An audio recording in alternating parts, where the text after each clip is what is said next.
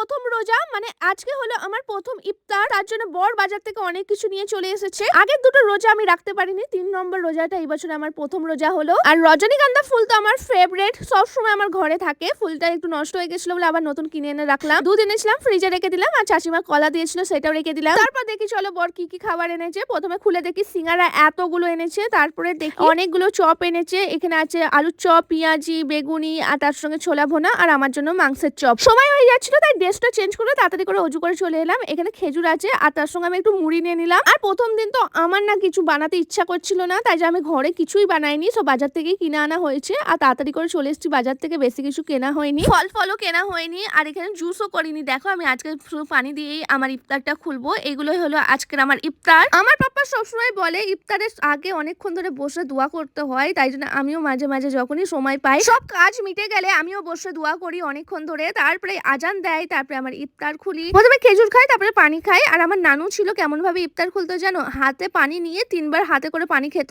তারপরে ইফতার খুলতো। আমরা তো গ্লাসে পানি খাই, কিন্তু আমার নানু হাতে করে খেত। তো যাই হোক, আমি মুড়ি, ছোলা সবকিছু মিক্স করে খেতে ভালোবাসি, তাই সবকিছু মিক্স করে খাচ্ছি। তো তোমাদের কেমন ইফতার